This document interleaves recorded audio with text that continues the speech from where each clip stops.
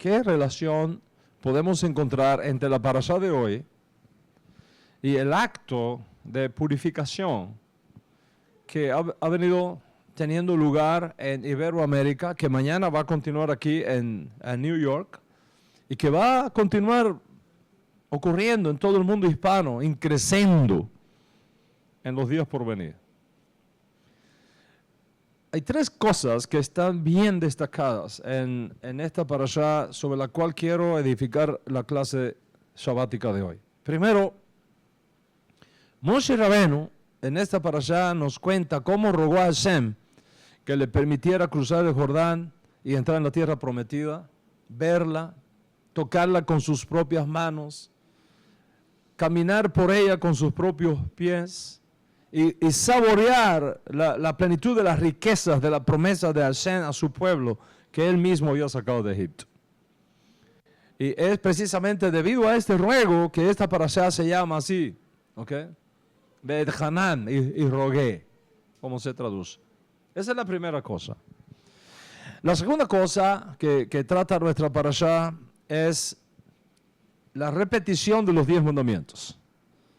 Moshe Rabenu en esta parashá nos vuelve a recordar los 10 mandamientos con los cuales el Eterno estableció su pacto eterno con el pueblo de Israel, y que ellos, al escuchar la voz de Hashem diciendo Anoji Hashem Eloheja, el impacto de esas palabras fue tan grande que se cayeron todos para atrás.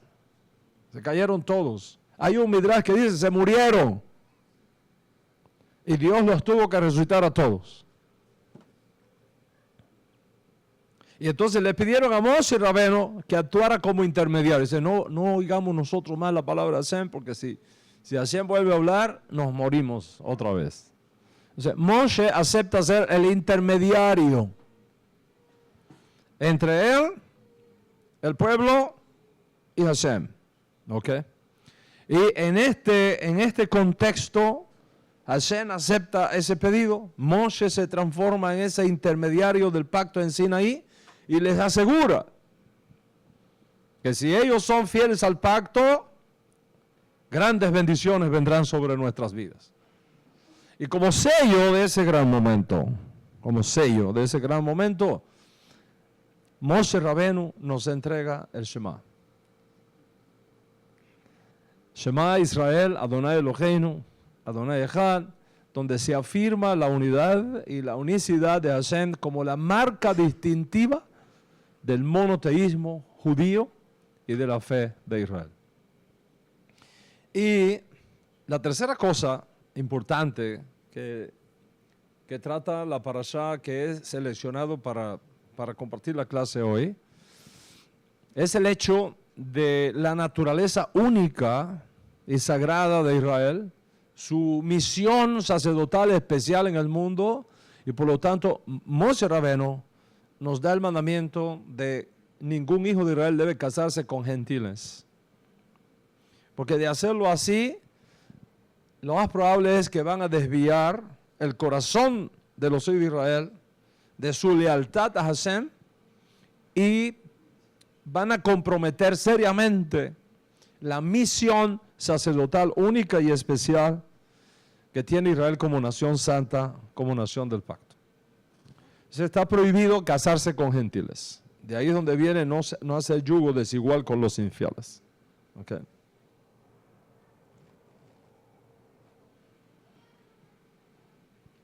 Y sobre estos tres asuntos trascendentales que presenta nuestra parashá de hoy, yo quiero invitarles a considerar conmigo la relación que hay entre estos tres hechos, ¿ok? Y la purificación de los justos que ha tenido lugar y que va a tener lugar mañana acá y que va a continuar teniendo lugar, como dije, en toda Iberoamérica de forma increciente. Así que vamos a plantearnos hoy esta pregunta otra vez. ¿Qué significa la conversión? ¿Ok? Cuando hablamos de conversión al Dios de Israel, ¿qué significa conversión? La conversión de la cual estamos hablando significa, en última instancia, moverse de la lealtad que tú has venido teniendo a ideas extrañas, a ideologías extrañas, a teologías extrañas y a dioses extraños, moverte de todo eso a la lealtad única y exclusiva del Dios de Israel, como tu único Dios verdadero. Y quiere decir que la conversión significa moverte de un sistema de creencia recibido culturalmente contrario a la Torah a un sistema de creencias diferentes recibido por revelación divina. Eso es conversión. La conversión significa aceptar sobre ti, sobre tu alma, sobre tu casa, una nueva autoridad espiritual sobre la cual edificar tu vida y guiar tus pasos día a día. Y eso, indudablemente, crea una crisis emocional en el proceso. Algo parecido a la crisis que cada uno de nosotros experimenta cuando va por primera vez a la escuela.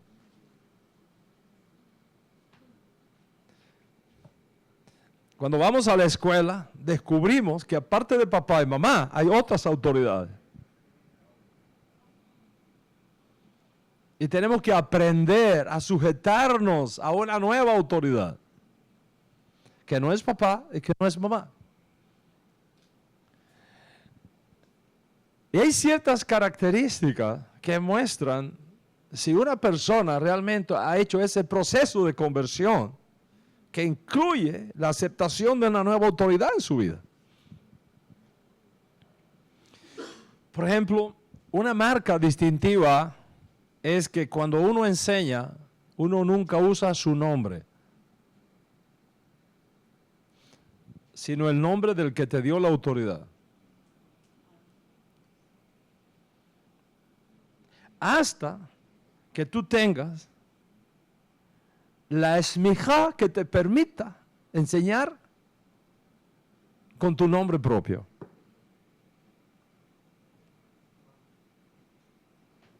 ¿Ok?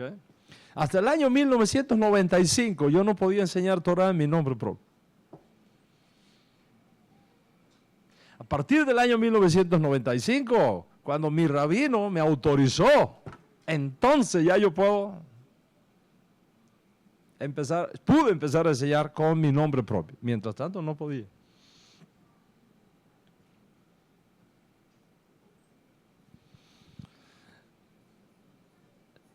Una persona que ha sobrevivido a ese proceso, en su vocabulario cada vez usa menos el yo personal. Sonría, que a Hashem le ama muchísimo. Cuando usted ve a una persona que constantemente usa el yo, porque yo, y porque yo, y porque yo, something is wrong there. ¿Ok? No hay que repetirlo tanto. ¿Oh? Uno de los psiquiatras más interesantes que ha producido el mundo en sentido general y el pueblo judío en sentido particular, el creador del análisis del yo y del psicoanálisis clínico y demás, una vez vino aquí a Nueva York. Lo invitaron a una reunión con un grupo de figuras judías muy importantes. Y entonces, la persona que se le sentó al lado, que era también un psiquiatra de aquí de Nueva York, le dice, el nombre suyo debería estar en la lista de los más importantes nombres de la psiquiatría del mundo. Y este hombre le dijo, no, el nombre mío no, el suyo sí. Dice, ¿el mío? No, el mío no, de ninguna manera, el mío no hace falta. No, mire, el suyo, el mío no hace falta el mío, el suyo, pero el mío no, yo no. Y le dijo, ya sabe a quién me refiero, ¿no? Le dijo, con una sola vez que lo dijera era suficiente. So you understand what I mean, right? Okay. Entonces, cuando tú estás hablando con una persona, si tú quieres saber si esa persona está bajo autoridad, mira cuántas veces repite yo. Right? Cuando tú te conviertes al Dios de Israel, tienes que experimentar un proceso de anulación de tu yo. Y que siempre sea Hashem lo que salga de tus labios. ¿Ok? Otra característica de que la persona ha pasado bien su proceso de conversión es que nunca informa, sino que primero consulta.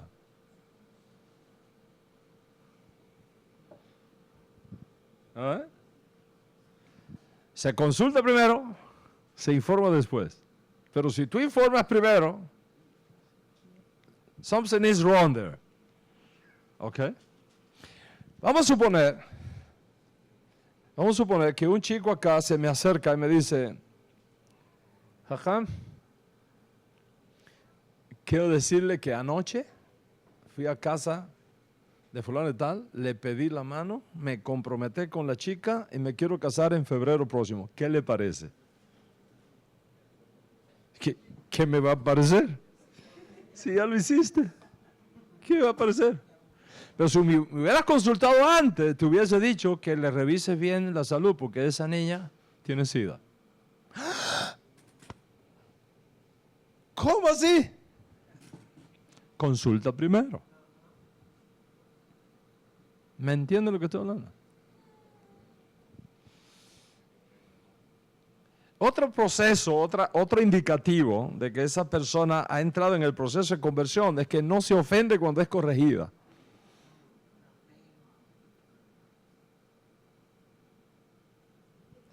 Porque sabe que toda corrección es para edificación y elevación. Como está escrito en la Torah, corrige al sabio y te amará más. Corrige al sabio y te amará más. Otra característica de la persona que ha pasado por ese proceso de conversión, que ha aceptado esa nueva autoridad en su vida, es que no tiene hambre de poder. No está buscando puestos. No está buscando nombramientos. No. Esa persona está convencida en su alma, en su corazón, convencida que el hombre no puede recibir nada si no le es dado del cielo.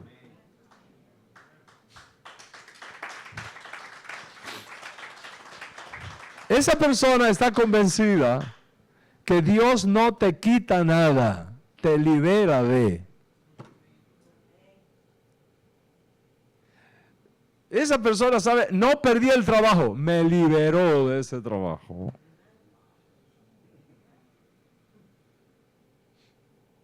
Porque para la nueva cosa que Él tiene para ti, ese trabajo no te sirve. No te lo quitó, te liberó. Eso. Hay momentos que Hashem te mueve de un lugar a otro, de una dimensión de servicio a otra, cuando tú estás en lealtad con Él. Incluso te quita personas de tu vida, te libera de personas en tu vida. Porque esa persona o esa amistad no te sirve para la nueva etapa de servicio a la cual tú estás siendo llamado. Y por lo tanto, su reacción a la adversidad o a situaciones de crisis nunca pone en tela de juicio la autoridad. ¿Ok?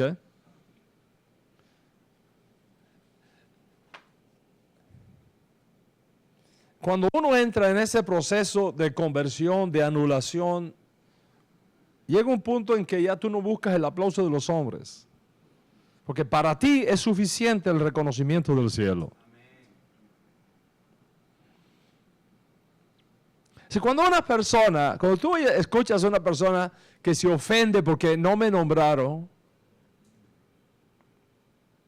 se ofende porque no me mencionaron en la lista de los que colaboraron,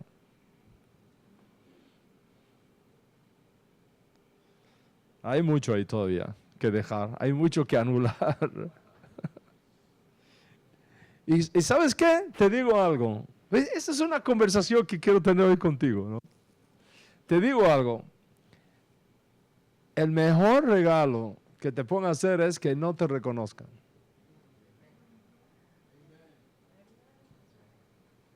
¿Sabes por qué? Porque te va a ser reconocido por tu Padre que está en los cielos. Y tu Padre que está en los cielos reconoce más que nosotros, los seres humanos. Dice el Ribi, como tú estés haciendo algo, no estés buscando el aplauso de la gente. Porque si eso es lo único que tú buscas, eso es todo lo que va a tener. Busca la gloria de tu Padre que está en los cielos. Tu Padre que ve allá arriba se va a encargar de recompensarte y de bendecirte. ¿Ok?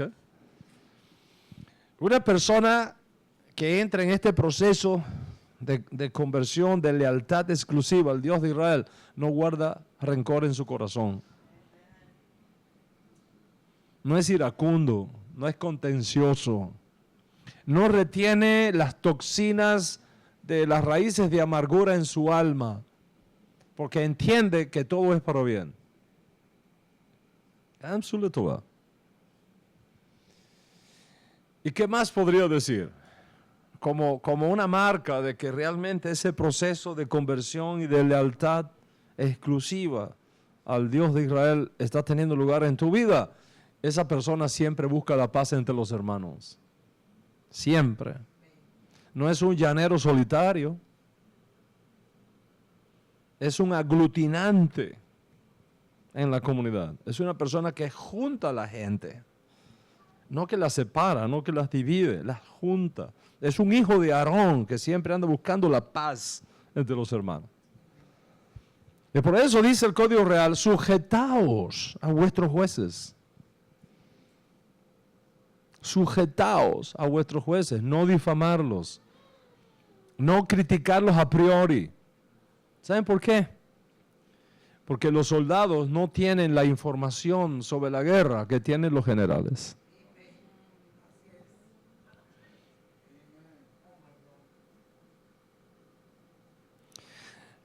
Porque si un soldado tuviera la información que tiene lo general, no sería un soldado, sería un general. Y la guerra la ganan los generales. Por la información que tienen. Porque información es poder. Y ese poder se puede usar para bien o se puede usar para mal.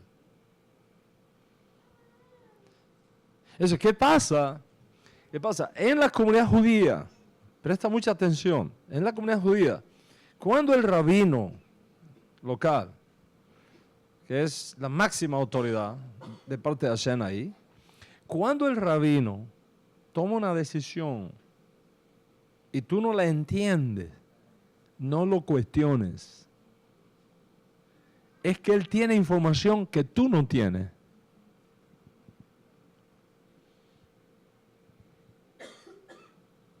¿Me está escuchando lo que estoy hablando? Entonces es muy importante. Dice el Código Real, sujetaos a vuestros jueces. Sujetaos.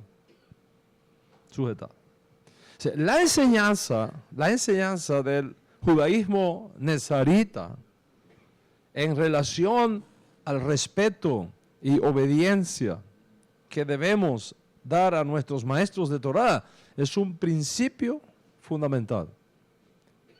Y aquí viene la cosa, no es solamente un principio fundamental en el judaísmo nezarita, Es un principio fundamental en toda forma de judaísmo que existe. No importa qué judaísmo sea. Eso es un principio fundamental de toda forma de judaísmo. Por ejemplo, Shulchan Aruch, que es la obra de jurisprudencia que marca el modelo de conducta que los judíos sefaríes debemos tener en el mundo, nos dice así: un judío debe temer y respetar su rabino más incluso que su padre. ¿Está bien? That's his stuff. Dice, un judío debe temer y respetar su rabino más incluso que su padre, porque su padre terrenal le ha dado a él la vida en este mundo, mientras que su rabino le está preparando el camino para que entre al mundo por venir.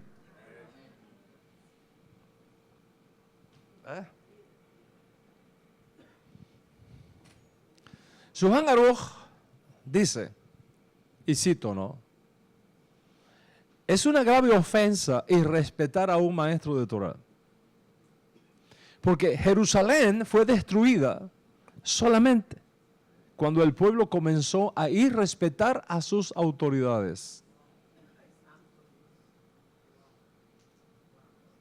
¿Está escuchando? Y continúa diciendo, el que irrespeta a un rabino no tendrá parte en el mundo por venir. Por lo cual está prohibido para un judío burlarse, mofarse, enfadarse o rebelarse contra su rabino o contra su maestro de Torah.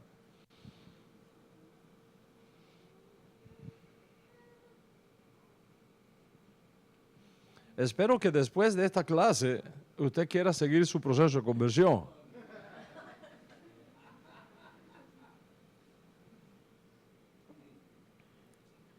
All right.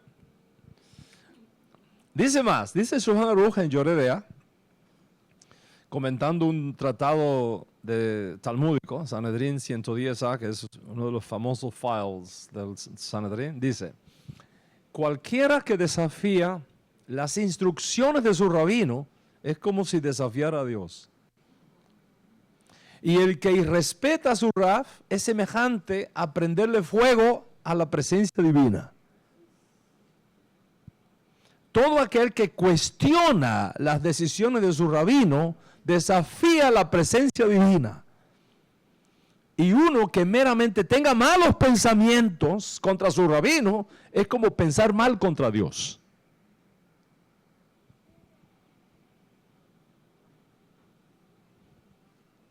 Maimonides, que es otro de nuestros grandes maestros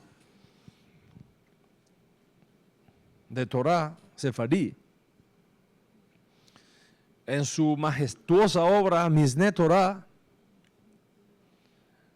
dice, y cito, ¿qué se considera una actitud desafiante hacia tu rabino?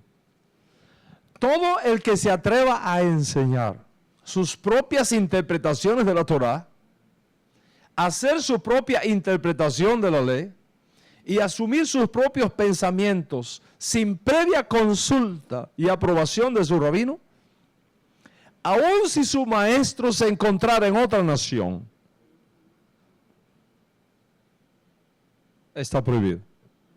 Y termina diciendo, incluso está prohibido para un discípulo llamar a su rabino por su nombre propio.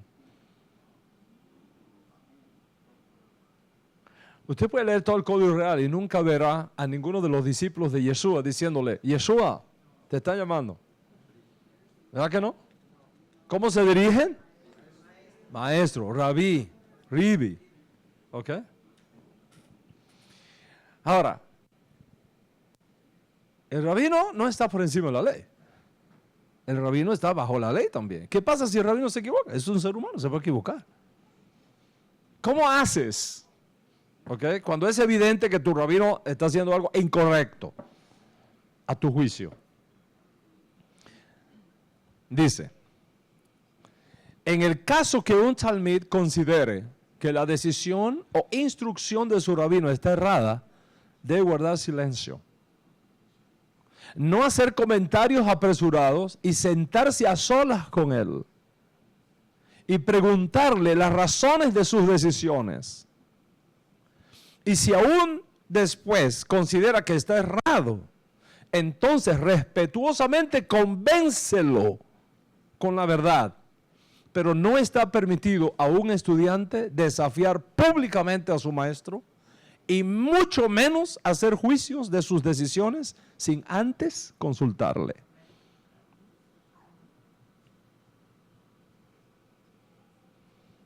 ¿Cuánto estamos entendiendo? ¿Ah? ¿A dónde estás entrando? Porque una vez que tú hagas ese proceso de conversión y salgas de las aguas, tú estás mostrando lealtad a Hashem, a Mashiach y a las autoridades que Hashem ha puesto sobre ti. De pronto te conviene quedarte como está.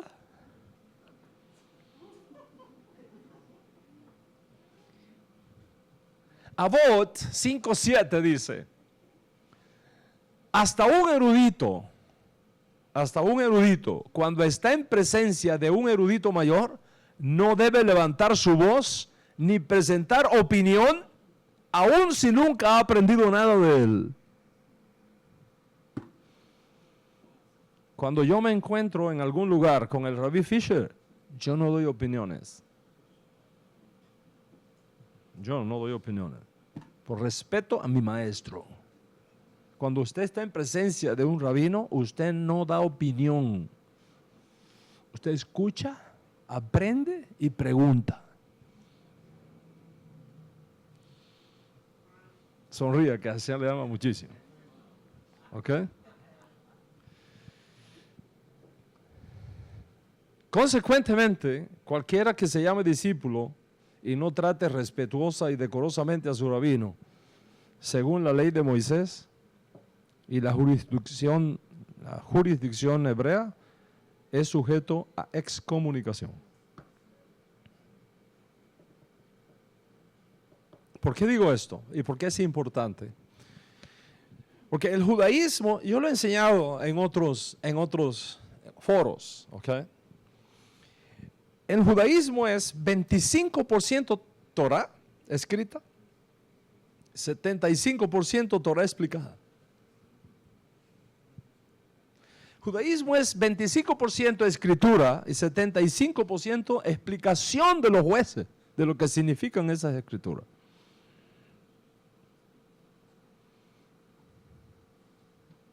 Por lo tanto, como es 25-75, la mayoría de los procesos de conversión están sujetos a la Torah no escrita. Porque la Torah escrita dice lo básico sobre el proceso de conversión. Pero los detalles de ese proceso no están en la Torah escrita. Están en la Torah oral, Torah Shebe'al Peh. ¿Y quién es la autoridad para establecer lo que significa y el procedimiento? Los rabinos. Según el área de autoridad donde tú te muevas. ¿Estás conmigo hasta aquí? Sí, la Torah oral es tan importante. La Torah oral es tan importante.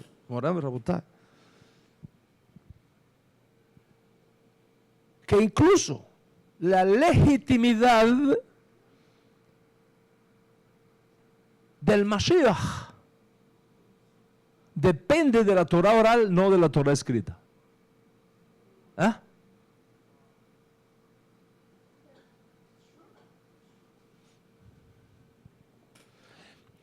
Por ejemplo, Yeshua como Mashiach en nuestra tradición nezarita, donde aceptamos que Yeshua es Mashiach. En otras tradiciones judías no lo aceptan como Mashiach todavía, pero en la nuestra la aceptamos como Mashiach. Todo eso, nuestro reconocimiento de Yeshua como Mashiach, depende de la Torah escrita. Perdón, de la Torah oral, no de la Torah escrita. Le voy a dar un ejemplo.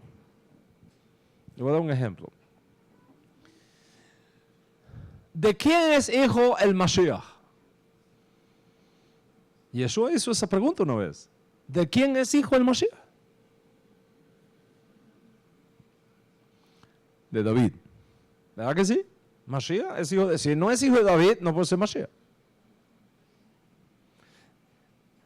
Si en la línea paternal del Mashiach no está el esperma de David, no califica para ser Mashiach.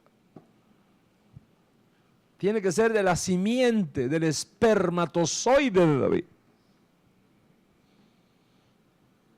La línea mesiánica. O sea, ¿de quién es hijo Mashiach? De David. ¿Y David de quién es hijo? ¿De quién? De Isaí. ¿Ok? De Isaí. ¿Y de quién es hijo Isaí? De Obed. ¿Y de quién es hijo Obed?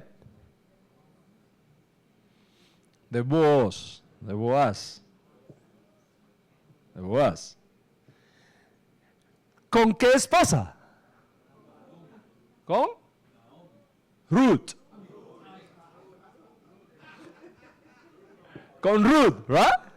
Ruth. ¿Y de qué país era Ruth? De Moab. ¿Y qué dice la Torah escrita de Moab? Dice, ningún moabita podrá entrar en la congregación de Israel. Ningún moabita puede entrar en la congregación de Israel. Ruth es moabita y entró. Y de ahí viene Mashiach. ¿Cómo pudo entrar? Porque los jueces de Israel interpretaron ese texto diciendo, se refiere a los hombres, no a las mujeres. Las mujeres pueden entrar.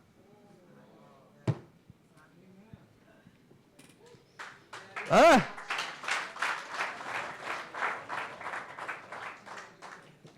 Tú quitas la Torah explicada por los jueces y los profetas. Y Yeshua no califica para ser Mashiach. Tenemos que seguir buscando Mashiach.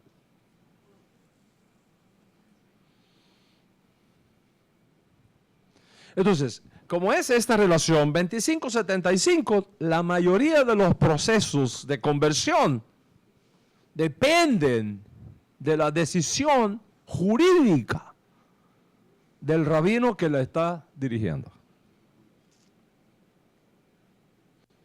Por eso es que la sujeción a la autoridad de tu maestro es crítica en ese proceso.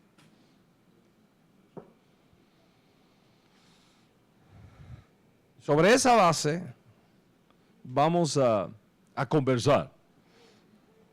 Esta es la introducción. Tenemos todo el día hoy aquí. Okay. Eso es importante para cada uno de ustedes que está en este proceso. Okay. Y no solamente aquí presencialmente, sino todos ustedes que están siguiéndome online. All right? So eso es muy importante. Yo dije, y voy a repetirlo, todo proceso de conversión es desafiante. Y todo proceso de conversión es conflictivo. Conflictivo. Todo proceso de conversión al judaísmo, ya sea como judío o como justo de las naciones, exige de la persona que entra en ese proceso un enorme esfuerzo emocional, intelectual, social, familiar, espiritual. ¿Sabes por qué? Porque convertirse significa renunciar a ciertas creencias. Convertirse significa renunciar a ciertas prácticas que tú has venido aprendiendo y reemplazarlas por nuevas creencias y por nuevas prácticas.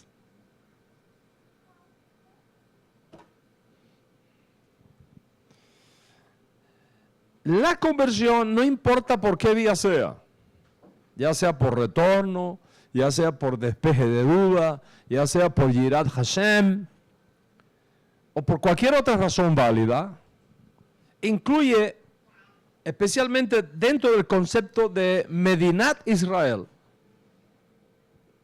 un aspecto crítico de carácter político que es importante que lo hablemos hoy aquí y que quiero ser muy transparente contigo, como siempre lo he hecho y como siempre lo vamos a hacer. Importar los problemas políticos que enfrentamos en Israel en este momento sobre este asunto que está en la mesa no es de mi jurisdicción. Por lo tanto, pocas van a ser aquí mis palabras, porque yo no tengo autoridad para hablar de esto. Eventualmente nuestros jueces en Israel, en la Beit Knesset, van a ponerse de acuerdo y van a marcar una política clara acerca de este tema que es difícil, que es candente y que nos afecta a todos, especialmente a los que todavía estamos en la diáspora, algunos contra nuestra voluntad, como es mi caso, otros por decisión personal.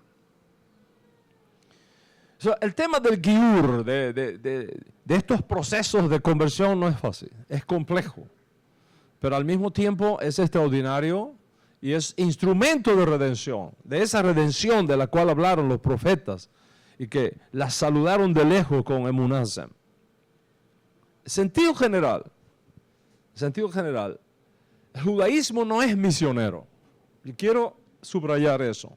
El judaísmo no es misionero, nosotros no andamos tocando puertas, ¿ok? Nosotros no andamos tocando puertas para convertir a la gente, ¿ok? Pero al mismo tiempo tenemos dos responsabilidades básicas. Número uno, buscar entre las naciones los que son de nuestro pueblo y han perdido su identidad judía, se han asimilado, pero llevan una chispa de judaidad en sus almas. Tenemos la responsabilidad de ir a buscarlos.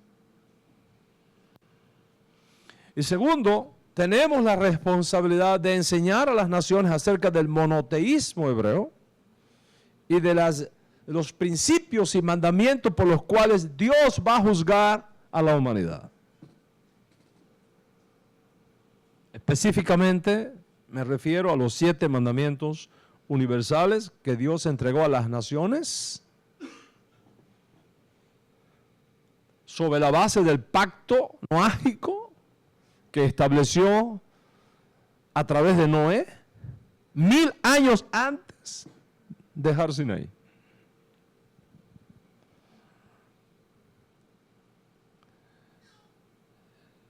Por lo tanto, es nuestra responsabilidad ir por nuestros hermanos que están secuestrados en los sepulcros de las naciones y traerlos de vuelta a casa. Y eso no tiene nada que ver con ser misionero, ni andar tocando puertas. Son dos cosas diferentes. ¿Okay? No estamos buscando conversos, estamos buscando nuestros propios hijos que se han perdido. Y la meta final de todo esto es que regresen a Hashem, en primer lugar. Que regresen a Hashem, que regresen a la Torah, que conozcan sus caminos, educarle en todos los aspectos del judaísmo como existe hoy día, para que luego elijan de forma responsable y voluntaria el tipo de judaísmo con el cual quieren expresar su nueva fe judía. Si una vez que hayamos terminado esa tarea, somos felices, nos sentimos cumplidos. Sea que decidan quedarse con nuestra manera de vivir el judaísmo, o sea que decidan escoger otro tipo de judaísmo para ellos y para sus familias.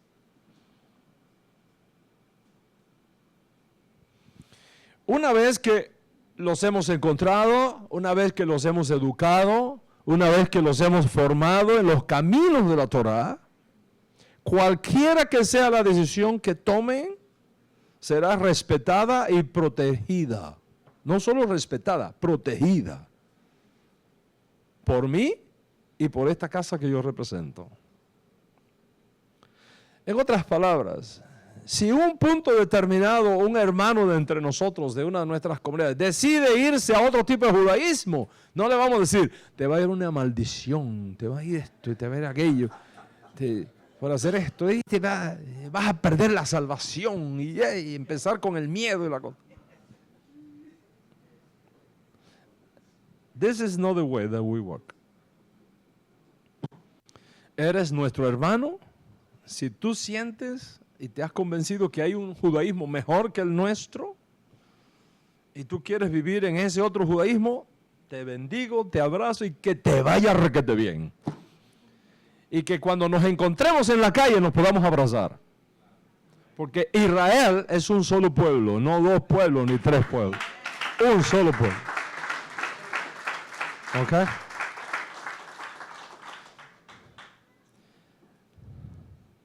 Hoy estoy inmensamente feliz porque siendo consecuente con este principio que ha marcado nuestra boda a Hashem, nuestro servicio a Hashem por los últimos 25 años, tengo la alegría de ver con mis ojos como muchos de ustedes que están aquí presencialmente, como también nuestros hermanos online, han decidido por la lealtad al Dios de Israel como su único Dios verdadero.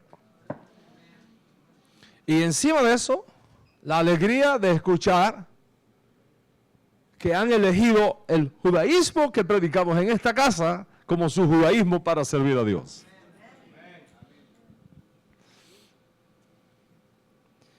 Debido a la importancia que todo esto tiene, vamos a tratar de ver ese gemido de Moshe Rabenu cuando él dice, Hanan,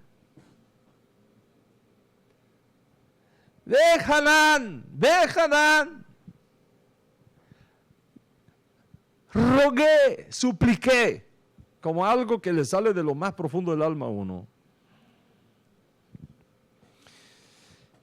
Miren, 1000 años antes que existiera el pueblo hebreo como nación del pacto, Dios estableció un pacto con las naciones. Usted puede leer todo eso en Génesis capítulo 6, 7, 8 y 9. Un pacto con todas las naciones de la tierra. ¿Okay? Cuando Hashem le dice a Noé, que es el nuevo representante de la humanidad, de la raza humana, le dice, he aquí yo establezco mi pacto con vosotros y con vuestra descendencia después de vosotros. Ese pacto luego va a ser tomado por Moshe Rabenu, quien nos enseñó que es responsabilidad del judío ser luz para las naciones. En otras palabras, Moshe Rabenu entregó a nuestro pueblo la responsabilidad de anunciar en toda la tierra los principios de los mandamientos universales que fueron entregados a Noé y a su descendencia 1000 años antes que el pacto sinaíta.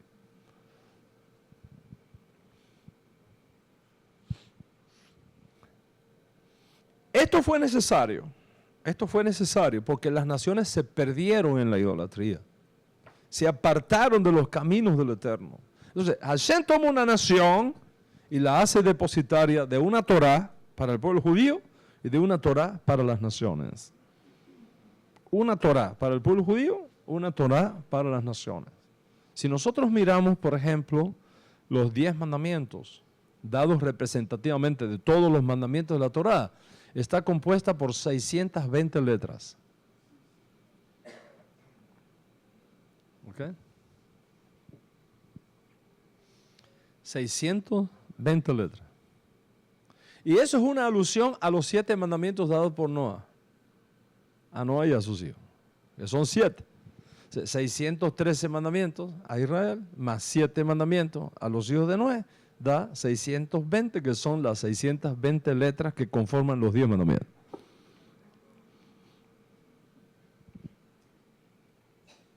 Y por eso está escrito en nuestra Sagrada Torá, date a conocer entre los pueblos sus obras.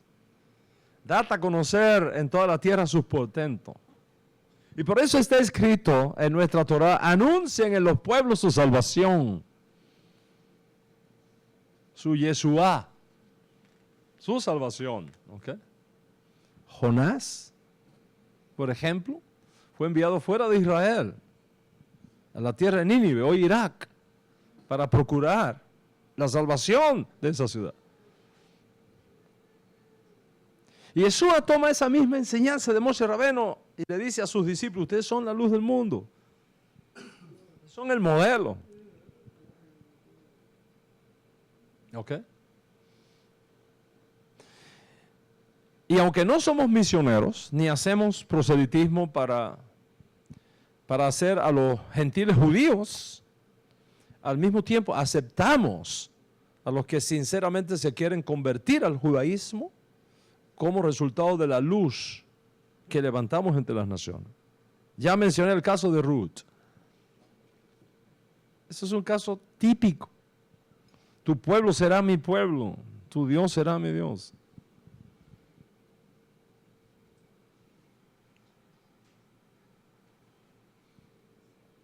Y ese tipo de decisión fue bien recibida.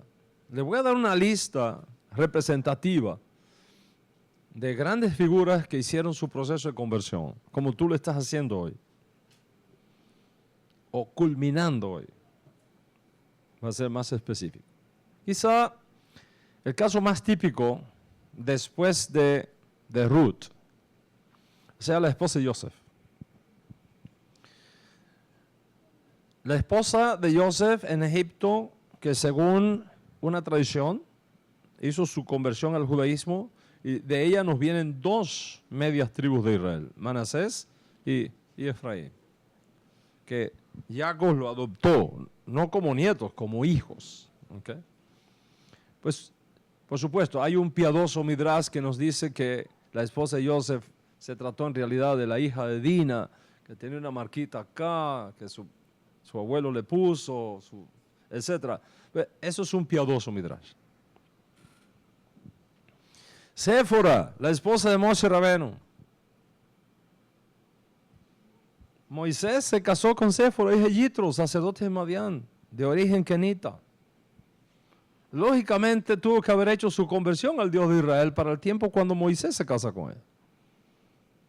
Y déjeme decirle, debió haber sido muy, muy bien instruida por Moshe Rabeno, porque cuando Moshe Rabeno no pudo circuncidar a sus hijos, ella lo terminó de hacer. Lo cual explica que en un punto determinado, si un hombre no puede aplicar, por alguna razón, no puede hacer el brit, una mujer lo puede hacer. Porque el brit de los hijos de Moshe Rabeno lo hizo la mamá, no Moshe. Cuando la esposa de Moshe, pues Moshe estaba tan débil, no podía. Eso imagínate, en aquella circunstancia, ella tuvo que hacer la operación. Caleb, hijo de Jefone, kenita, uno de los que entró a la tierra prometida, venía de una familia de conversos. Okay. Caleb fue hijo de Jefone kenita, no hebreo. Procedía de una familia que había hecho su conversión al Dios de Israel, entre los muchos que en Egipto hicieron su conversión al Dios de Israel. Posiblemente fue un descendiente de Yitro, suegro de Moshe. Posiblemente fue cuñado de Moshe.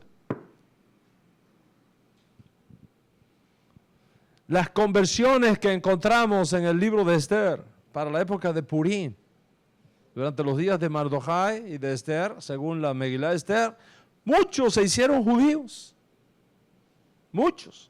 Al conocer que el Dios de Esther y Mardochai los había salvado de todos estos planes de exterminio masivo del malvado fulano, se convirtieron al Dios de Israel. Un siglo antes de Yeshua, dos grandes maestros y líderes fariseos, ¿ok?, Shemaía y Abatlión. ¿Ok? Shemaía y su compañero eran pareja, Abtalión, un siglo antes de Yeshua, que formaron parte de la familia ancestral surgida en el tiempo de los macabeos, procedían de familias que hicieron su conversión al judaísmo. Aunque el prosélito, contemporáneo de Rabino Shaul, fue un gentil de origen romano que se convirtió al judaísmo, que incluso es el que hace la traducción de la Biblia del hebreo al arameo, conocida como Targum Onkelos, y que hoy día se considera tan sagrada como la Torá en hebreo. De hecho, si tú tomas Torá con Rashi, ¿ok? Torá con Rashi, verás que tiene el texto hebreo y debajo tiene Onkelos. Y no solamente eso, los pasajes difíciles de entender de la Biblia hebrea son clarísimos en la traducción al arameo que hizo Onkelos, de origen no judío. ¿Okay? Rabí Akiva, el gran Rabí Akiva, bueno, no era rabino, ya no se ordenaba en aquella época, pero por respeto le decimos Rabí Akiva, aunque no tenía smijá. ¿Okay? Le decimos aquí, Rabí Akiva. Rabí Akiva, posiblemente el más grande maestro de Torah que ha producido Israel en el siglo II, procedía de familia de conversos. Rabí Meir, cuya tumba visitamos todos los años cuando vamos a Israel. Famoso Rabí Meir, el más grande rabino después de Akiva. Una de las grandes figuras rabínicas tanaítas de los días de la Misná, procedía nada menos que del emperador Nerón. Uno de cuyos hijos se convirtió al judaísmo y de él nace el Rabí Meir, bisnieto de Nerón, el malvado emperador. Rabí Meir.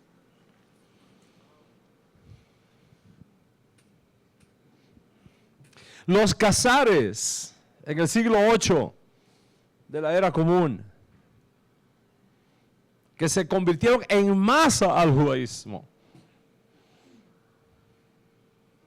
Y uno de sus monarcas, el rey Bulán, al decidir convertirse al judaísmo, toda su monarquía se convirtió al judaísmo. Una nación completa convertida al judaísmo. De hecho, la mayoría de nuestros hermanos Askenazim proceden de estas conversiones masivas de los Khazar del siglo VIII. ¿Por qué te digo todo esto? Te digo todo esto para que entiendas que el judaísmo siempre ha estado abierto a recibir a los gentiles que deciden de corazón convertirse al judaísmo. Y de esto resulta evidente que el judaísmo no es una raza. El judaísmo no es una raza. El judío no es una raza. Es el pacto el que determina si una persona se considera judío o no es judía. Si el judío fuera una raza, como todas las estructuras genéticas de una raza, sería imposible hacer una conversión. Porque cuando una persona que étnicamente, genéticamente no es judía, se convierte al Dios de Israel, sigue teniendo los mismos genes de sus antepasados. Porque cada persona es la suma total de las líneas genéticas de sus ancestros, ya sea en forma activa o sea en forma pasiva.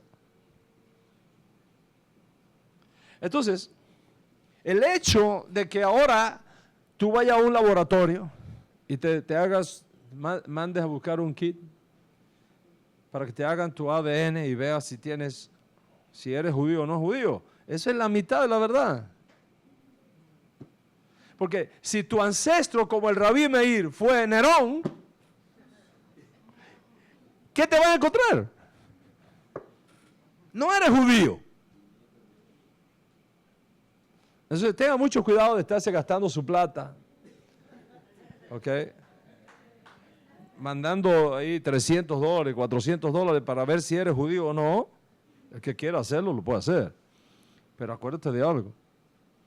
El hecho de que una persona no tenga genes judíos no significa que no sea judío, porque puede ser un converso sincero. ¿Me explico? Entonces, tú no le puedes decir, no te salió, no eres judío. ¿A ver? Entonces, ¿qué es lo que hace a una persona judía o justa de las naciones? Lo que hace a una persona judía o justa de las naciones, dependiendo del caso, es aceptar el pacto. Aceptar el pacto. Es lo que hace a una persona judía, tanto como nacer de madre judía o tener padre judío. Dice la Torah, si un extranjero reside entre ustedes y desea santificar Pesach, Hashem, que sea circuncidado todo varón de su casa, y entonces que se acerque para santificarla. Y va a ser como un nativo del país. ¿That's it? Va a ser otro judío, como nativo del país. Porque el ser judío no es una raza. Es la adhesión al pacto lo que lo determina. Entonces, cuando un no judío se convierte al judaísmo y muestra lealtad al Dios de Israel y acepta sobre su alma el pacto, es 100% judío. 100% judío. No solamente eso, existe en nuestro pueblo una tradición que afirma que quien nace sin ser judío y en un punto determinado de su vida abandona su tierra, abandona su familia, abandona su cultura, en todo aquello que está contrario a la Torah, para abrazar el judaísmo y para abrazar el pacto y para aceptar lealtad exclusiva al Dios de Israel como su único Dios, adquiere un nivel espiritual mayor y más elevado que el judío de nacimiento.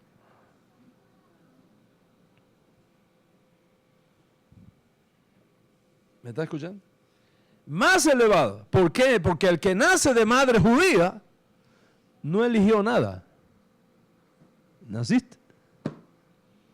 Pero el que su mamá no fue judía y contra todo proceso cultural abandona su familia, abandona su fe antigua, abandona sus prácticas antiguas, va contra toda esa idolatría en la cual fue formado y muestra lealtad al Dios de Israel, se hace judío por elección, es altamente valorado por el Dios de Israel. Es más, la ley judía establece que a un converso le está a uno prohibido recordarle su pasado judío, su pasado gentil. Tú no puedes recordarle su pasado gentil.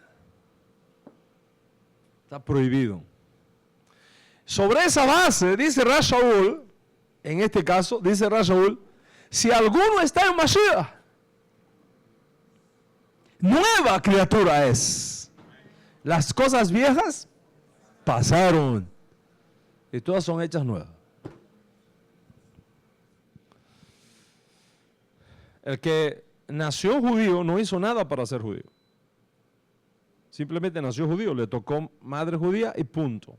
Es un judío biológico que no ejerció su voluntad, no eligió ser judío, nació judío. Pero el que nace de una matriz no judía y dice, decido abrazar el judaísmo y vivir como judío, decido mostrar lealtad exclusiva al Dios de Israel, entonces hay mucho mérito en esa decisión. Y es por eso que la Torá nos ordena amar al converso sincero, amarlo, cuidarlo, no recordarle su pasado gentil. Y les tengo una sorpresa. ¿Usted sabe cuál es la mitzvah que más se repite en toda la Torá? La mitzvah que más se repite en toda la Torá. La mitzvah que más se repite en toda la Torá no es el Shema. No es amarás al Eterno tu Dios con todo tu corazón, no.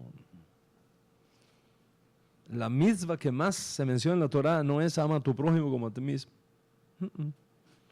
La mitzvah que más se menciona en la Torá es ama al converso.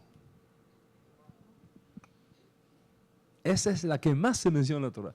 36 veces en la ley de Moisés, 2 veces 18,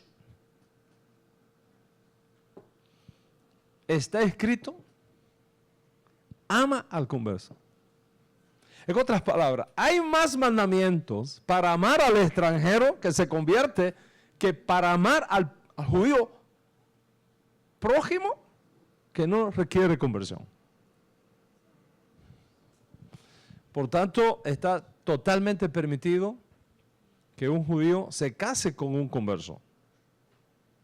Probado que la conversión no fue influenciada ni motivada por el matrimonio, sino por amor y temor a Dios Altísimo y fue realizada antes que el matrimonio.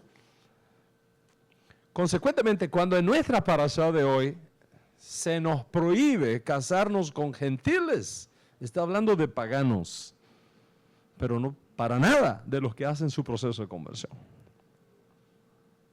Porque lo que yo limpié no lo llames tú común o inmundo. Entonces, no hay restricción para la conversión. No hay restricción. Si eres blanco americano y quieres convertirte, puedes hacerlo. Si eres negro africano y quieres convertirte, puedes hacerlo. Si eres hispano blanco, negro o jabao, puedes hacerlo. ¿Ok? Puedes hacerlo. Si eres anglosajón con ojos azules, puedes hacerlo. ¿Ok? Si eres hombre, puedes hacerlo. Si eres mujer, puedes hacerlo. Si eres indígena americano, puedes hacerlo. No hay restricciones étnicas de ningún tipo. En el judaísmo que profesamos no hay superioridad étnica. No hay una raza superior. Una vez abrazas el pacto, dice la Torá, una misma ley hay para todos. Una misma ley hay para todos. Tanto que el anillo de compromiso en el matrimonio judío, que solo lo lleva la mujer, no el hombre. Así que si usted ve a un hombre judío sin anillo, no esté calculando, ay, está casado, no está casado, está casado, no está casado. Porque el varón judío no lleva anillo de compromiso. Es la mujer la que lleva anillo de compromiso. En una boda judía, la mujer no le entrega un anillo de compromiso a su novio. Es el novio el único que entrega el anillo a la novia. ¿Ok? La mujer le entrega un talit, no un anillo.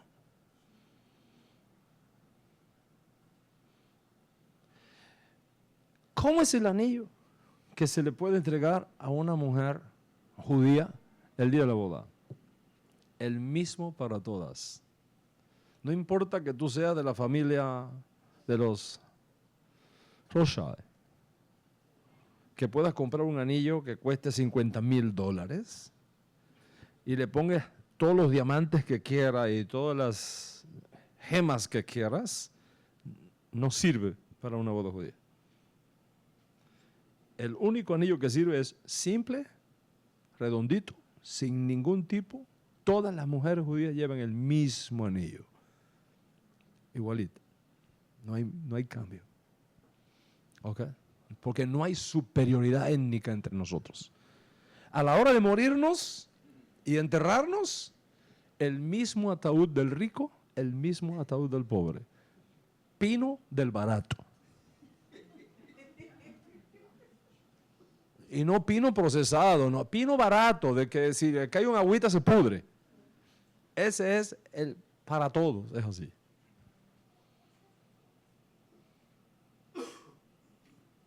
Porque la idea es que somos una sola familia sin superioridad. Una vez que tú abrazas el pacto, hay una misma ley para todos. No importa tu origen. Cuando el extranjero quiera comer la Pascua, que abrace el pacto a través de Brit Milá, a partir de ahí una misma ley tendrá. Una misma ley. No hay dos leyes, una sola ley. O sea, lo que nos hace judíos no es una raza o alguna estructura genética diferente al resto de los hombres. Lo que nos hace judíos es nuestra adherencia al pacto, nuestro abrazo a la alianza de la lealtad al Dios de Israel como nuestro único Dios verdadero, como fue firmada en Har Sinaí y como está representada en nuestra Sagrada Torá. Si una persona quiere entrar en esa alianza y aceptarla como su forma de vida, tiene todo el derecho del mundo. Pero no vamos por el mundo tocando puertas y diciendo a la gente que si no se hace judío y si no abraza la alianza no sirve, está perdido, se va a ir al infierno. No hacemos eso. No lo hacemos porque eso es antihumanidad. Y porque es anti-Torah. Y porque es contrario a la fe milenaria de nuestro pueblo. El judaísmo no es el único camino para servir y temer al Dios de Israel. Una persona puede mantener una relación apropiada con el Dios de Israel sin hacerse judía.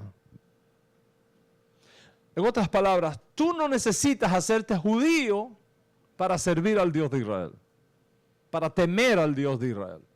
No porque ser judío sea malo, todo lo contrario. Es buenísimo, sino porque no se te exige. La Torah es bien explícita en esto. Pero aún si has abrazado el pacto noágico y por alguna razón válida deseas abrazar la Torah y vivir como judío, esa opción también está disponible, probado que entiendes lo que significa y probado que tienes una motivación pura. Entonces, lo que nos distingue como judíos no es nuestra raza, porque no somos una raza. Lo que nos distingue como judíos no es una secta, porque no somos una secta. En realidad somos un abanico de escuelas. Lo que nos distingue como judíos es una sola cosa. Asher kideshanu bemisbotav. Eso es lo que nos distingue. ¿Ok? Que nos has santificado con tus mandamientos. Eso es. Los preceptos de la Torá son nuestra distinción. Nada que ver con raza, nada que ver con etnias, nada que ver con superioridad espiritual, nada que ver con tener una neshama superior y cosas semejantes a esta. Entonces, es importante que tú entiendas esto. ¿Ok? Cualquier ser humano, sin distinción de raza, de origen nacional o sexo, se puede convertir al judaísmo sobre la base de un sincero deseo puro de abrazar el pacto y los mandamientos que nos distinguen según aplican a cada uno. Si eso está, todo es posible. Entonces, lo que te hace judío es tu pertenencia a una comunidad que vive en alianza con Dios a través de la Torah. Ahora voy a tocar un tema que es basado en esto que acabo de decir, que es lo más crítico y difícil de hablar. Pero me toca. Me toca. Por eso es que tú no puedes ser judío y cristiano al mismo tiempo.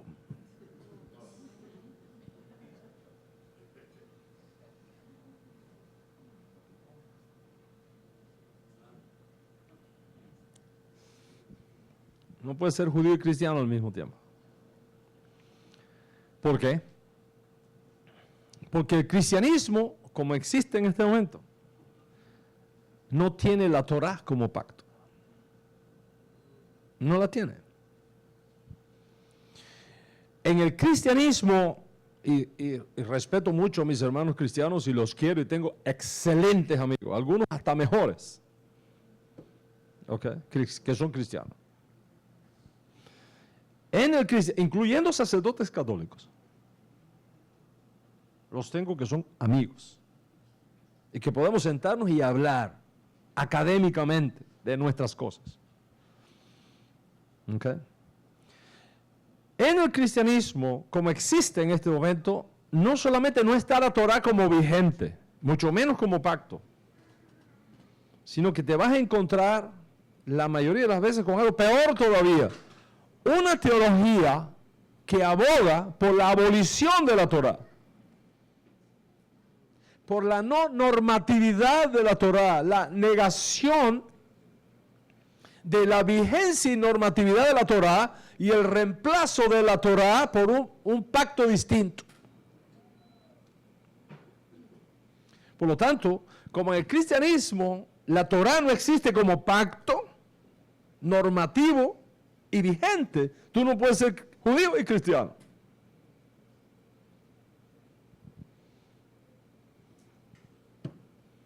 Sonríe, que así le ama muchísimo. Ahora me toca hablar de algo que es más duro todavía, más difícil todavía. Pero si no lo hago yo, ¿quién lo va a hacer? Y si no es ahora, ¿cuándo? En el cristianismo, el Dios cristiano es Jesús de Nazaret.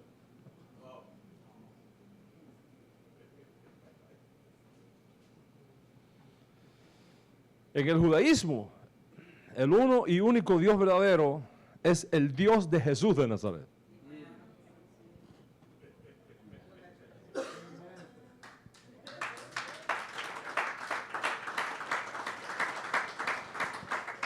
Entonces, estamos hablando de dos dioses.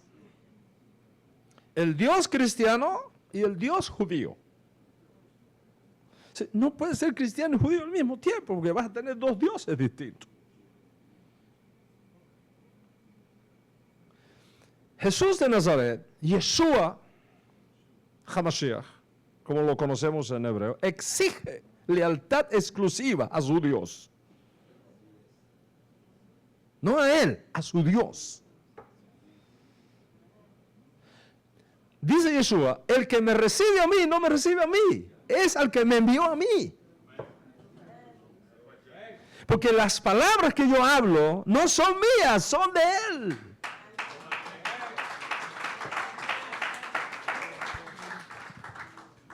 Entonces, si un cristiano quiere hacerse judío, tiene que abandonar al Dios Jesús y adoptar al Dios de Jesús como su único Dios verdadero. Sorry. Esto es sumamente importante que tú lo entiendas. Yo conté una vez que fui al mercado. Allá en la Florida hay un mercado muy importante, muy popular, se llama Publix. Yo creo que aquí no lo hay, aquí lo hay, no. No, aquí no lo dejan entrar. Los neoyorquinos no lo dejan entrar. No, way. Walmart sí, ¿no? Publix no lo deja entrar. Walmart está acabando con Publix, con los precios. All right. Tuve que ir al mercado por agua. Y al terminar de pagar, en el registration, terminé de pagar, la señora de la caja registradora me dice con una simpatía hispana clásica, que Dios te bendiga. Y yo le respondí también con simpatía, ¿no? ¿Cuál Dios, honey? Porque hay muchos.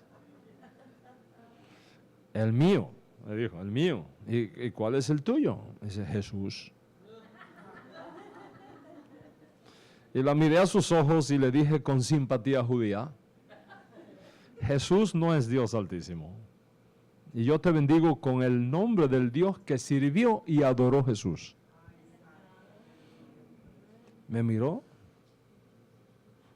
Sus ojos brillaron. Pues claro, tuve que irme porque ya había otras personas detrás. Pero estoy seguro que esa señora no durmió esa noche. Porque cuando tú enseñas estas cosas que nunca se le han enseñado a los cristianos así, crea una crisis teológica. Y pasan dos cosas. O te dicen que eres un hereje y te tiran piedras, o dices, espérate, este tipo es inteligente. Si él me está diciendo eso por algo, voy a investigar, ¿de dónde viene esto? La minoría hace eso, pero Baruch Hashem que cada vez son más los que lo están haciendo. Y están revisando si los postulados teológicos que han recibido de sus ancestros son los de los profetas de Israel, o de paganos que se convirtieron al cristianismo, y de ahí viene su teología. Entonces, si para ti Jesús, y quiero ser claro en esto, si para ti Jesús es Dios altísimo, mire mis palabras, míralas. Si para ti Jesús es Dios altísimo, entonces tú niegas todo el judaísmo y niegas toda la Torah.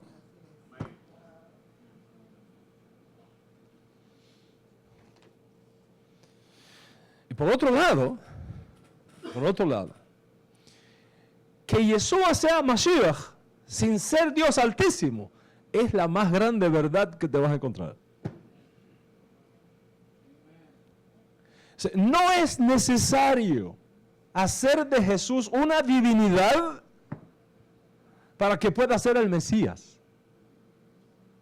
Todo lo contrario. Si Jesús fuera una divinidad, no podría hacer nada por nosotros. That is the point.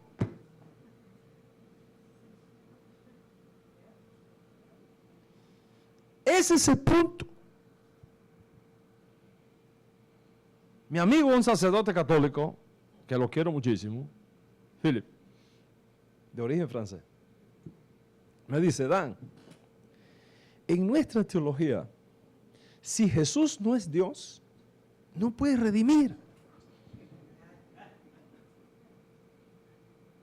Le digo, Philip, ¿te puedo hacer una pregunta? Sí, claro. ¿Quién murió en la cruz? ¿Una divinidad, un Dios o un hombre? No. Un hombre. Pues claro, la divinidad no puede morir y seguir siendo divinidad. ¿Cierto? ¿Cómo lo eterno puede morir y seguir siendo eterno? Es una contradicción. No puede. ¿Qué pasó? No. En ese momento la divinidad lo abandonó. Entonces ¿quién murió? El hombre. ¿Quién te salva a ti? ¿El hombre Jesús o el Dios Jesús? ¿Quién murió por ti?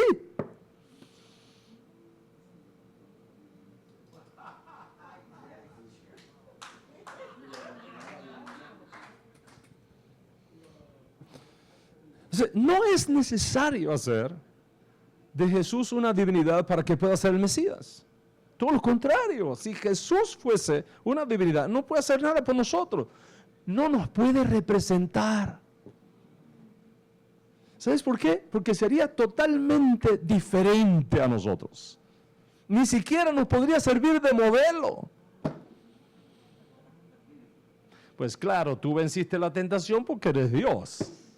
Pero yo, humano, lleno de errores, es igual que decirle a un chico que está en una silla de ruedas, ten paciencia, que si tú practicas vas a poder llegar a ser una basquetbolista de la... Come on. Hay que respetar a la persona. ¿Cómo tú le vas a decir a un handicap? Dice, no, practica, sigue practicando, que tú vayas a ser un Michael Jordan.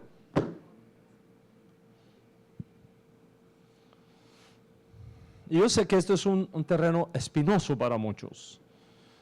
Porque ahora viene la otra pregunta que me hacen los pastores amigos míos, ¿no? Junto con este sacerdote que quiero muchísimo, Philip, ¿no? ¿Usted cree en la divinidad de Jesús? No, de eso se pone. Eso es totalmente diferente. Una cosa es decir que Jesús es Dios Altísimo y otra cosa es preguntarme si yo creo en la divinidad de Jesús. Por supuesto que yo creo en la divinidad de Yeshua. Por supuesto. Imposible no creer en la divinidad de Yeshua. Imposible. Pero eso no significa que Yeshua sea Dios Altísimo. Ay, ¿cómo es la cosa entonces? Yo he explicado bien el caso de la divinidad, la diferencia que existe entre divinidad por esencia y divinidad por participación. Son dos cosas diferentes.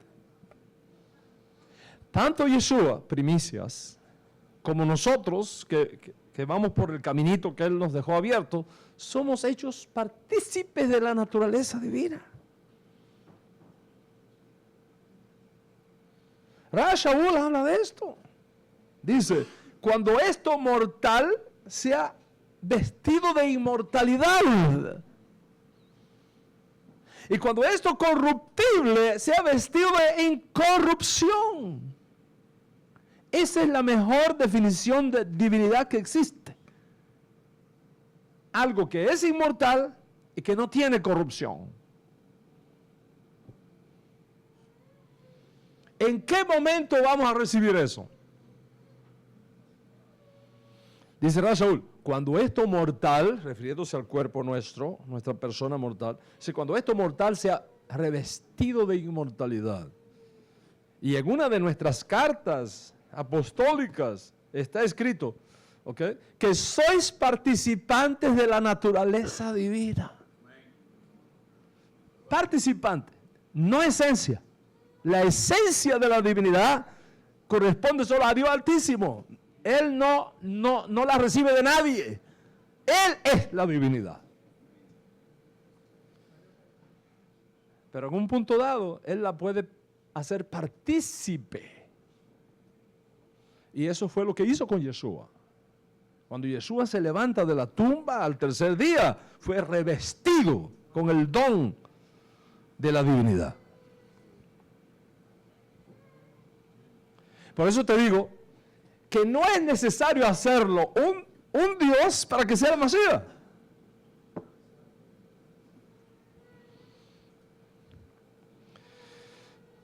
La esencia de la divinidad pertenece solamente al Dios de Yeshua.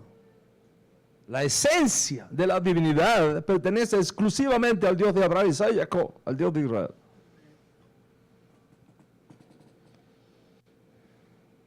Y por eso que te decía que tú no puedes ser judío y cristiano al mismo tiempo mientras retengas la idea de que Jesús es Dios Altísimo.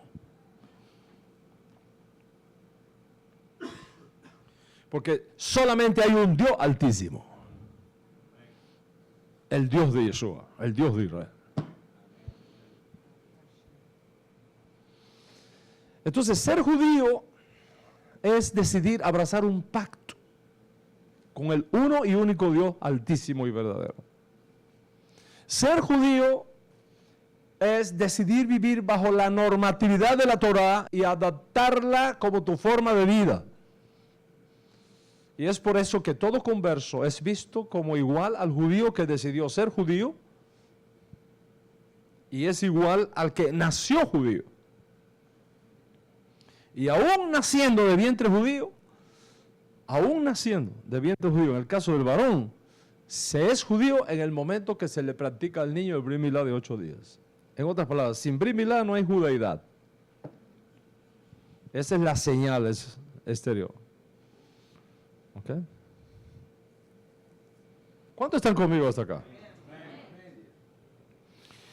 Ahora, ¿qué pasa si una persona quiere cumplir la Torah, pero al mismo tiempo no desea hacerse judío, ni vivir como judío?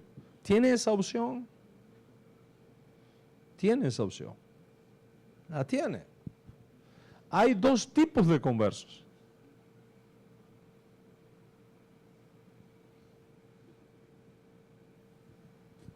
La Torah reconoce dos tipos de conversos. Y esto es sumamente importante. Posiblemente sea una de las clases más importantes que tú hayas podido recibir en tu vida, la que estás recibiendo hoy. Técnicamente hablando, hay dos tipos de conversos. Aun cuando se usa el mismo nombre, se añade un adjetivo para distinguirlo. Todo converso en la escritura hebrea se conoce como ger. Ger. Singular, gerim, plural. Ger significa en hebreo extranjero, uno que no forma parte del pacto, de la alianza que Dios estableció en Sinaí con nuestro pueblo. Entonces, hay extranjeros y hay nacionales. El nacional es el judío, que nace dentro del pacto. El extranjero es el que no forma parte de ese pacto. No es porque sea menos, es que no forma parte de ese pacto. Cuando yo llegué aquí, al Kennedy, al aeropuerto, hay una sección que dice citizens y otra sección que dice foreign. Los nacionales y los extranjeros. Cuando llegué al Heathrow Airport en Londres, hay una parte que dice nacionales y otra parte que dice extranjeros. ¿Para dónde yo tuve que ir?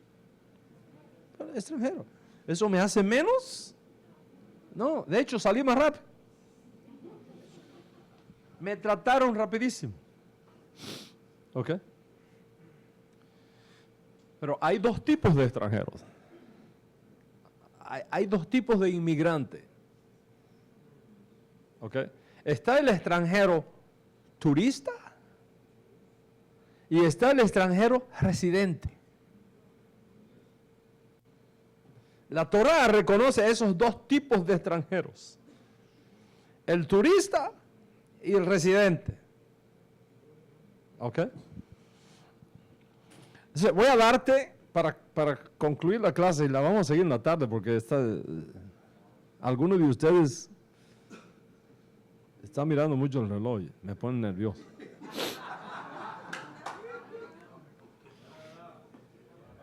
All right. Voy a explicarte. Esto es importante para que cuando mañana llegues a la mikve, tú estés claro. Porque espero que hoy te reafirmes más en la decisión o me diga, ¿sabes qué, Raf? Mejor espero un poquito. Espero que no, pero quiero que estemos claros lo que va a pasar mañana. Right? Y lo que va a pasar en España en 2 o 3 semanas. En 2 o 3 semanas me voy para España. Si alguno quiere acompañarme, bienvenido. Vamos a estar en una de las sinagogas de Altea. Hay una mikve preciosísima. Una mikve que hizo ese gran sefardí Kefa, el Moré Kefa. ¿Okay? Y el Rosh Roy Abraham, grandes amigos míos. Allá vamos a estar. ¿Okay? Así que si alguno de ustedes, allá en Madrid, los espero a todos allá. ¿Okay? Hasta boda vamos a tener. Imagínate. De todo vamos a tener. Voy a explicarte los dos tipos de extranjeros, los dos tipos de gerim que menciona la Torah. ¿Okay? El turista y el residente. ¿Right? Un converso que renuncia a la idolatría y se convierte al Dios Altísimo y decide abrazar el pacto noágico y vivir según las normas y principios de los mandamientos dados por Moshe Rabbeinu a la humanidad, como está registrado en la Torá que él nos entregó, que previamente fue dado a Noaj de forma oral, cuando salió del arca, y que fueron preservados luego por Moshe, como ya vimos. Ese es un caso. Ese es un caso. Este converso es visto como un justo de las naciones y toma sobre sus hombros la responsabilidad de vivir como un ger toshav, Y ahí está el apellido. Ger Toshav. ¿Ok? Un residente. ¿Ok? Un residente temporal. Déjame poner eso en un lenguaje que podamos entender. Un Ger Toshav es uno que quiere vivir aquí en Estados Unidos como residente legal, pero sin hacerse ciudadano americano. Yo tengo amigos acá que tienen residencia, pero no se quieren hacer ciudadano americano. Por razones. Yo tengo amigos míos cubanos, por ejemplo, en Miami, que no se van a hacer ciudadanos americanos jamás en la vida. No, yo soy cubano. No quiero otra nacionalidad. Son bien nacionalistas. Tiene que hablar con mucho cuidado con ellos porque es fuerte la cosa en Miami. Hay otros que decidieron optar por doble ciudadanía y entonces pasaron de residente a ciudadano. ¿Okay? Entonces, un Ger Toshav es el que abraza la Torá representada a través de Moshe, quien preservó los 7 mandamientos fundamentales por los cuales Hashem juzga el mundo. ¿Ok? Israel respeta hasta el día de hoy ese pacto. Quiero que lo sepan. El gobierno de Israel, hasta el día de hoy, el Estado de Israel, hasta el día de hoy, respeta la validez de ese pacto. Y entiende que cualquier ser humano, todo Benei Noach que abandona la idolatría y abraza el pacto noágico, es un Ger Toshav y es visto como un justo en la nación. Es más, en el Yad Vashem hay una calle que está dedicada a los justos de las naciones. Incluso la ley en Israel, si no la han cambiado, porque tú sabes que estas cosas de las leyes cambian todos los meses, ¿no?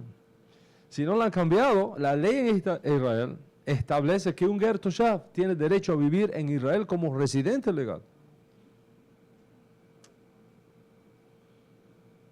Tú puedes aplicar por la residencia como un Ger Toshav, como un justo de las naciones en Israel. No solo como judío, como justo de las naciones. Es más, si el templo estuviese en pie, tendrías derecho a hacer hasta sacrificios en el templo. ¿Ok? Y ya ustedes conocen esos 7 mandamientos, de eso hemos hablado montones de veces. ¿Ok? No idolatría, no blasfemia, no asesinar, no robar, no inmoralidad sexual, no comer cosas prohibidas y establecer corte de justicia. Ya eso es tema bien conocido aquí. ¿Ok? Entonces, desde el punto de vista de la Torá, todo ser humano que abraza este pacto y decide vivir con ellos, cumple con la voluntad de Dios Todopoderoso, no es un pagano, no es un idólatra, es un justo de las naciones, tiene derecho incluso a mudarse a Israel y vivir en Israel como residente legal si así lo desea. En el Código Real tenemos casos de esto. Cornelio, ¿ok? Temeroso de Dios con toda su casa. ¿Qué quiere decir que es un temeroso de Dios? No son judíos, pero tampoco son idólatras. Era un pagano que se convierte al Dios de Israel sin hacerse judío. Y se le conoce como temeroso de Dios. Entonces, tenemos a un judío que tiene 613 obligaciones y a un justo que tiene 7 obligaciones.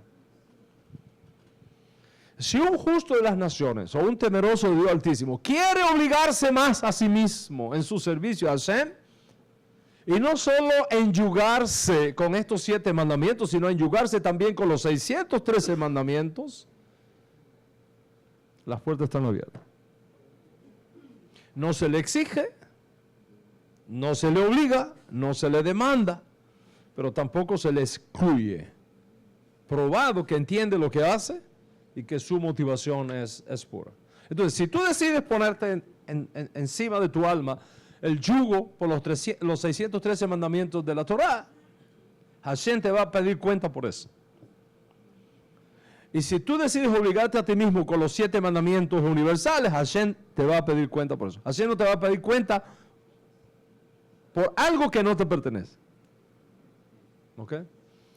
Dios te va a pedir cuenta solamente por los mandamientos con los cuales tú te enyugaste.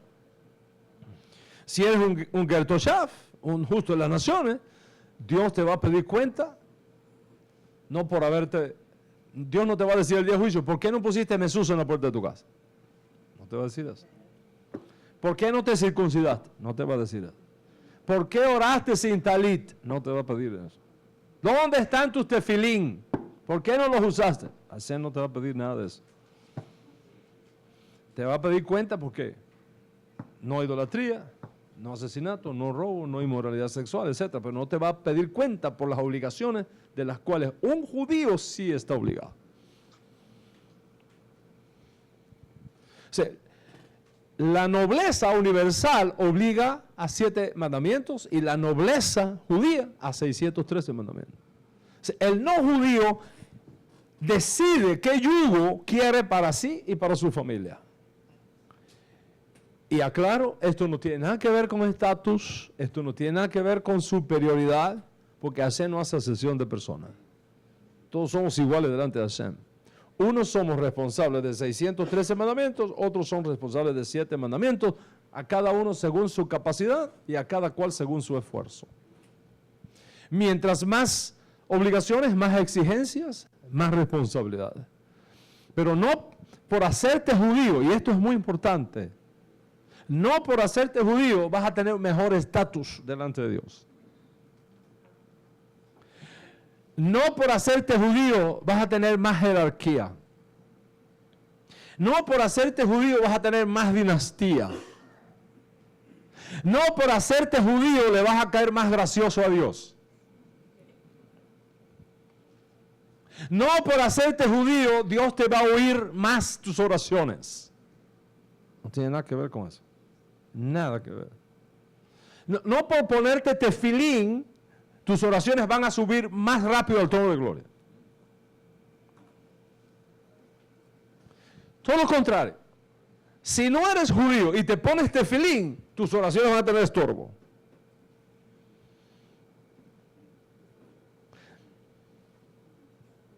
Si no eres judío y te pones talit para orar, tus oraciones van a tener estorbo.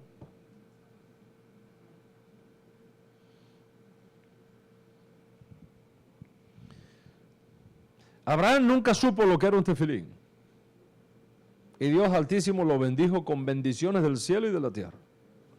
Y fue un varón de renombre, bendecido, rico, con abundancia de pan, con hijos, con pacto.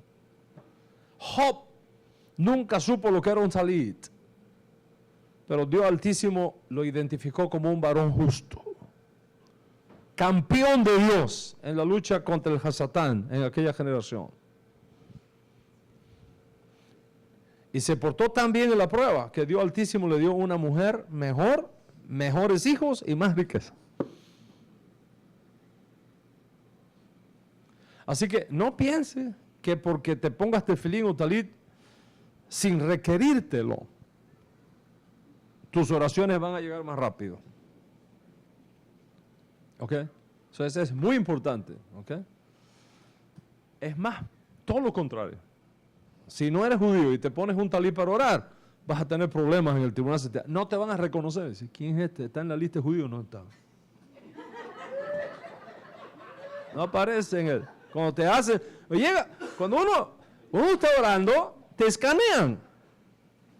A ver quién tú eres. Te vienen con un talit, te buscan en la lista de los judíos, no aparece, te rechazan la oración. Vamos a ponerlo aquí hasta averiguar más quién es. Porque de la misma manera que si te portas mal con tu mujer, también te pasan por ahí. Porque un hombre que maltrata a su esposa, que le pega, que le grita, que la humilla, después va a orar y lo escanean. No aparece en la lista de los justos. Y por eso que dice en la Torá, dice, trata a tu esposa como frágil, como vaso más frágil, para que tus oraciones no estén estorbadas. O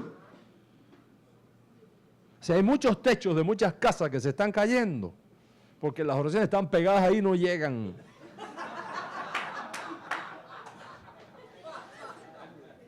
Cuando comiences a tratar bien a tu mujer y a tener paciencia con ella porque siempre llega tarde, porque no apaga las luces nunca, la mujer nunca hace eso, la mujer siempre está atrasada.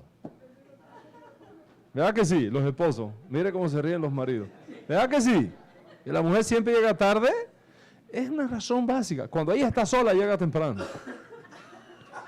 Cuando está acompañada de uno, llega tarde. ¿Por qué? Porque es la reina, pues. Y hay que esperar por ella, eso es todo. Es la reina. Sonría al esposo, que así le ama muchísimo. Oh my God. Entonces te pasan por, cuando te hacen el escaneo, dice, no aparece en la lista. Y ahí está el problema. ¿Okay? ¿Qué es lo que te estoy diciendo? Que tú no necesitas hacerte judío para estar bien con Dios. Esto no tiene nada que ver con salvación, ni nada de eso. ¿Ok?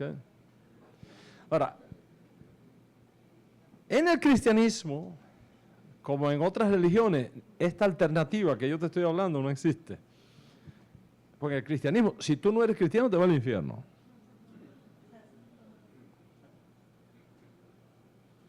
¿Verdad? Y en el islamismo, si tú no eres musulmán, eres un infiel sujeto a que te corten la cabeza. Tan simple como es. No hay alternativa. Pero en el judaísmo hay alternativa. Hay dos alianzas. Hay dos pactos. Hay un pacto dado a la humanidad con 7 obligaciones y un pacto dado al pueblo judío con 613 obligaciones. Entonces, si lo que tú buscas es agradar a Dios y servir a Dios amándolo y temiéndolo, suficiente es para un no judío guardar los 7 mandamientos establecidos en la Torá para los no judíos. Pero, si quieres hacerte judío, entonces estás obligado a guardar toda la Torá. ¿Ok? Tienes esa opción. ¿Ok? Tienes esa opción. Pero sin empujarte. Sin exigírtelo. Te tiene que nacer del pecho, te tiene que nacer del alma. Porque ser judío es un asunto de aquí adentro. No de afuera, es de aquí adentro, de llevarlo adentro de ti.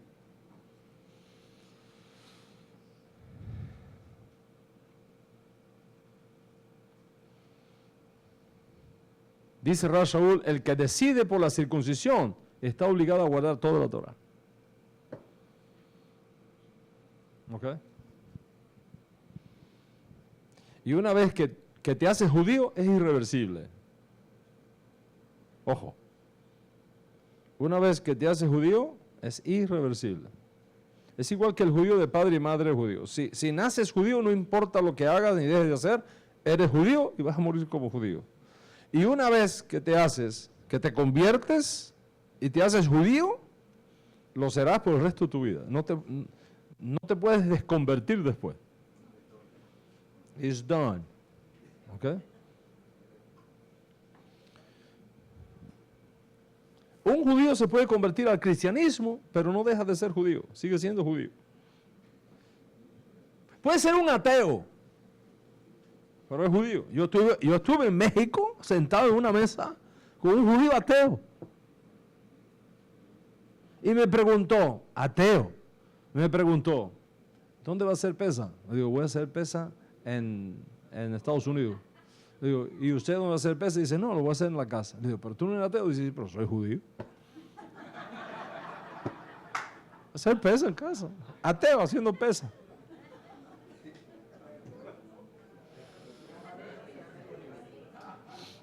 O sea, entendemos la naturaleza del pacto del cual está hablando. Por ejemplo, un cristiano no puede convertirse al judaísmo y hacerse judío sin abandonar el cristianismo.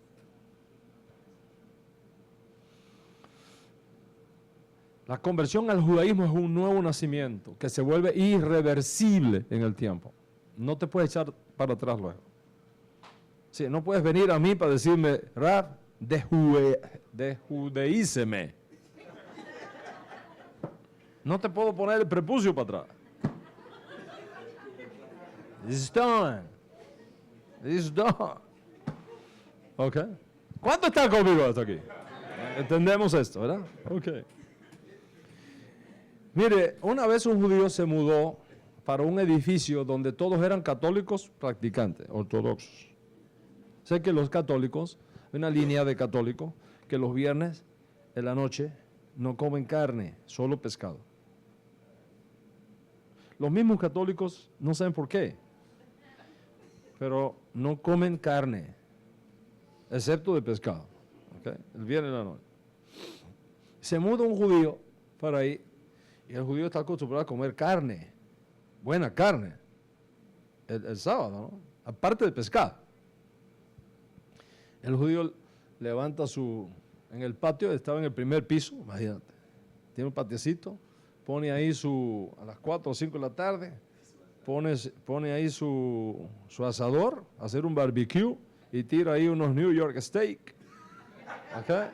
Y aquel humo empieza a subir, hermano. Y todos los amigos católicos se alteran, ¿no? Por el olor, los muchachos le están pidiendo entonces ya carne a la mamá también. Ok, bueno, como es nuevo, vamos a recordarle, se baja un representante de la comunidad católica y le dice, hermano, tiene que tener cuidado porque esto es un edificio religioso, católico, y no comemos eso los viernes y me estás alterando a todo el mundo. Ah, bueno, está bien, ok. El otro viene, otra vez el New York State y el olor. Si ya viene un comité y se va a hablar con el judío ese porque no se puede. Dice, mira hermano, ya no sabemos cómo decírtelo. Aquí hay dos cosas, o te haces católico o te tienes que ir de aquí, pero los viernes no podemos estar con este problema. Y dice, ¿cómo es eso de hacerme católico? Dice, es fácil, te haces católico y ya. ¿Y cómo me hago católico? Dice, mira, tú dices, de ahora en adelante soy católico, en el nombre del Padre, del Hijo y del Espíritu Santo. Amén. ¿Y eres católico? Dice, pues venga, me hago católico, pues. Y la señal de la cruz, ¿no? El otro viernes, el New York State otra vez. Se va al comité y dice, hermano, ¿cómo estás haciendo esto si ya eres católico? Dice, no, yo cambié todo. Dice, no, estás en New York State, está subiendo, está todo el mundo alborotado. Dice, no. Yo tiré el New York State y le dije, de ahora en adelante eres pescado en el nombre del Padre, del Hijo y del Espíritu Santo. Mira.